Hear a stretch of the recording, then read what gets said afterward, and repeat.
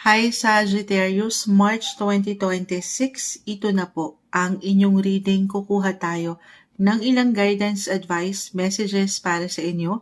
Buwan ng Marso. Ano nga asahan nyo? Anong parating sa inyo? Sagittarius energy, kamusta po? Kamusta ka, Sagittarius? Kamusta ang naging Feb-ibig? Hopefully ay naging masaya naman ito sa inyong mga paraan. Sagittarius energy para sa mga tao po na pwedeng makapakinig nito na Sagittarius March 2026. Ano pong parating sa kanila? Guidance, advice, messages para sa mga taong ito. Sagittarius March 2026 message. Guidance, advice, Sagittarius. Ano pong asahan ng mga taong ito? Guidance para sa mga Sagittarius na maaaring makapakinig nito. Seven of Wands, the Sun, at pa tayo. As a very optimistic sign, hindi nyo pa man yan ma-realize, pero the Sun, positive lang. Add tayo. Positive lang sa kabila nung syempre pa, minsan, sinusubok tayo ng life. Ups and downs, the wheel of fortune, highs and lows ng buhay, positive, negative. Pero, eto na, mag-a-add pa tayo. As long as binigay nyo yung protection nyo sa inyong mga posisyon, sa trabaho o relasyon, hindi nababaliwala or nabaliwala yung tiyaga or pagtitimpi, yung patience na ipinakita nyo sa buhay na ito. Yes po, stay positive lang. Timing is everything, guys. Ay pa tayo, Sagittarius energy po. March 2026. Advice, ano nga asahan nila? Ay pa tayo. Hindi kailangan katakutan ano pa man ang nakikita nyo. Meron lang po itong kalakip na mensahe. The Fool. The Death card. This one is in reverse. Sige, dito na lang natin sila ilalagay. Two of Swords. Four of Wands. I see private, low-key yung celebration. Or meron ba kayong ilang plano as a travel sign, Sagittarius? Plan to travel, na in a way parang hindi nyo lang siya maharap-harap pa. Nabibigyan ng restrictions. Nabibigyan ng limitasyon din. Kasi meron pang kailangan mauna or meron mo nang kailangan i-consider. Saan? Again, yung pag-iwan nyo ng protekta sa possession nyo, sa work or sa relasyon, family, home. So, in a way, maaaring napupurnado lang ito ngayon. Okay? Baka dito ang ilan ay napanghihinaan ng kalooban. Kasi ito yung kalakasan ng mga Sagittarius ang mag-explore. Ayan, meron pang matutunan, makilala, mapuntahan ng mga bago.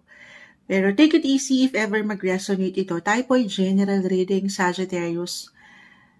Kalmahan muna. Timing is everything. Maaring may ilang delays lang po akong nakikita.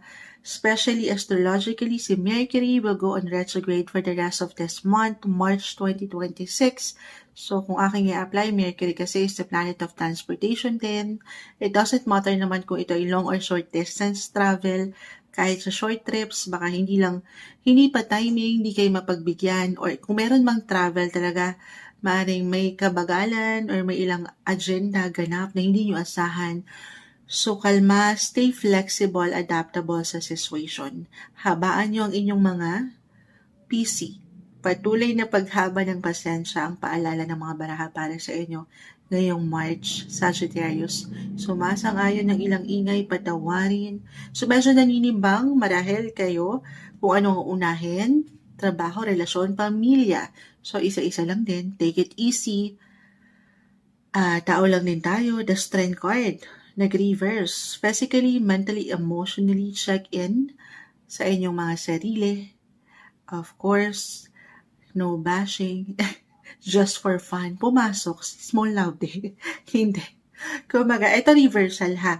Pwede itong higit na sa inyo mismo or sa ilang tao sa inyong paligid, mahal mo, mahalaga sa'yo. Minsan kasi hindi napapaangat ang boses. Okay? Or ito talaga, puwedeng kusa rin kasing maramdaman ninyo, yung sense of responsibility na kailangan mapaangat ang boses, proteksyon na unang-una pa lang aking na-mention. So, kamustahin din ng mga taong ito na mahalaga sa'yo. Maaaring meron kayong kailangan i-priority, sa family or pagdating sa inyong mga mahal. Mahal mo, mahalaga sa'yo. Na in a way, for some, dito nga, mabibigyan ng limitations or kailangan nyo munang merong i-consider, hindi nyo mabibigyan ng tuon yung mga personal na kagustuhan nyo. Hindi sa hindi nyo na makakamit, mapupuntahan, mabibili yung mga goals nyo para sa sarili, pero this time, prioritization is the key. Kumbaga, maaaring mapurnada lang, maliit lang, magkaroon lang ng delays. Kasi nga meron kayong kailangan unahin muna sa mas practical. Pamilya, halimbawa, konektado, dalawa lang to. It's either pagdating sa inyong mga physical home or one of your family members. Yes po, maaaring kailangan ng atensyon nyo. Meron kayong kailangan iwanan ng extra. TLC, tender loving and care. Your parents, your guardians, the sun, masculine energy. Pero regardless dun, someone nakatatanda or someone young, dalawa lang naman yan. Okay? Kung saan kayo ang kalakasan. Maaaring kailanganin kayo ng higit ng mga taong ito sa inyong paligid. Hindi naman ito sa kakalimutan nyo na yung kayo. Pero I feel naman na kusang umaangat ito, una pa lang, yung pagbibigay nyo ng proteksyon sa relationship or sa career, sa possession nyo. So, ganun yung energy na aking nakukuha, guys. Timing, yung mga puso nyo, yung inyong mga pusong mamon, yung unconditional love na ibinibigay nyo, hindi lang para sa sarili pang sports pa. Gusto nyo yun. Yes, the energy is giving as long as andyan talaga yung priority yung love, na maibigay yung pangangailangan ng mga taong ito sa inyong paligid. At actually, meron akong private, low-key, tahimik, celebration, guys. Celebration, kasi meron akong nakikitang, ito umiikot ito si Wheel of Fortune. Ups and downs, highs and lows ng life. Nakukuha na natin ang inyong mga planet ruler, si Jupiter. I feel na kailangan kong mabanggit ito. Jupiter will go direct this month. Mula sa kanyang pagkaka-retrograde phase, gigising na ang inyong mga planeta, ang inyong planet ruler. Jupiter, the planet of luck. Iikot yan. Guys, the tables will turn. At why I feel, lalo pa kung una pa lang naiwanan nyo ng proteksyon, enerhiya, yung mga pinaglaban nyo. Career, work-wise, nanlaban kayo. Hinabaan nyo inyong mga pasensya. Patuloy lang kayo nag-show up, pang araw-araw na buhay, trabaho, paggawa. Napagod kayo, ayan, the strength card, nag-reverse. Naglaan na kayo ng kumbaga energy. Eto na, claim na natin ito. May pag-success, guys. I see positive possibilities, opportunities. For some of you, i-claim na natin ito. Yes po, it could be a recognition, a reward, promotion, career advancement. Very positive po. Yes. Ito yung gaano man kalaki kaliit, guys, kahit pare-pareho kayo ng sign as sa Sagittarius, magkakaiba po ang bawat isa. But again, this is something fulfilling. So feeling kasi pinaghirapan, pinagsikapan, iniwanan ng enerhiya, proteksyon. Or kahit sa simpleng laban mo lang ito, guys, sabi ko nga, private, very private for some of you, yung energy. Ito yung mga laban na tangi ikaw lang ang nakaalam, na patuloy mong kinakaya at malalagpasan na ngayong buwan. I-claim na natin yan para sa inyo. Sagittarius, okay? Okay. Other messages. Dito na rin tayo, career, money. Ito, sa ilang pinaglaban nyo, pinagsikapan nyo, if ever meron kayong pangangailangan, syempre naman, napaka-normal. Lahat tayo may pangangailangan. Nakukuha ko yung energy, money. Kung nabigyan kayo ng limitan itong mga nakaraan, hindi kayo nakapag-provide, kahit yung mga personal na kagustuhan nyo, hindi nyo maibigay sa sarili, i-claim natin the sun, positive, na this month, mas merong kaalwanan, mas mararamdaman nyo yung improvement pagdating sa inyong mga kaperahan. Yes po. Okay? Claim na natin yan. Guys, why not? Baka yung na-mention ko pagdating sa career, sabi ko nga reward, promotion, pag-increase sa inyong mga salary, or kahit sa simple bonus, commission, why not? Positive possibilities, good news pagdating sa inyong mga buhay, career.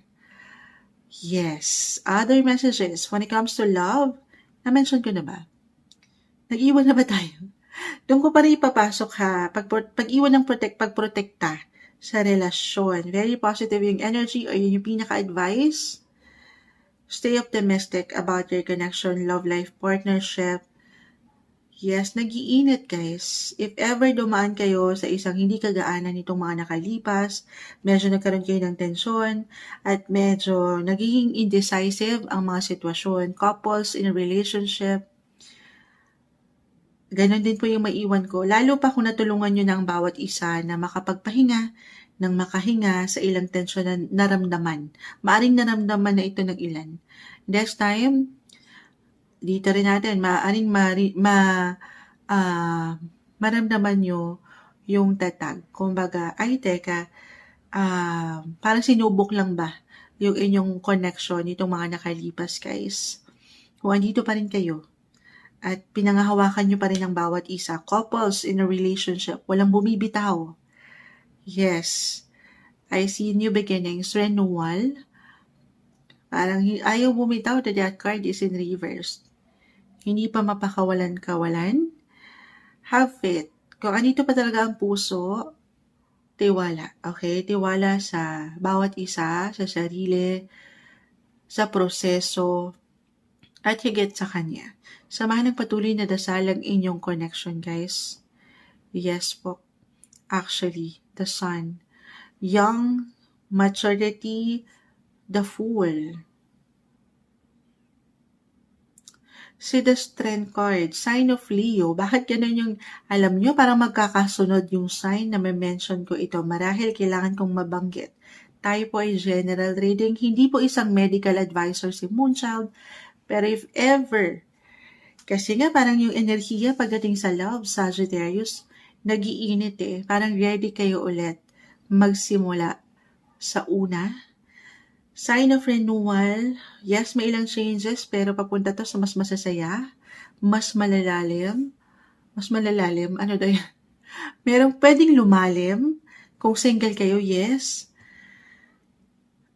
Timing is everything. And I feel March 2026 ang perfect ng mga sitwasyon. Pero take it easy ha. Kasi eto na, ipapasok ko. Kung hindi pa kayo ready dito, saan ba, Moonchild? Baby blessing. Yes po, maaring merong dumating for some of you. Kasi nga nag-iinit eh. Lalo pa kung yung enerhiya ay napapaangat nyo na para kayong nagsisimula sa una, gaano man kayo katagal na, Sagittarius, ganun po. So, maaaring merong blessing.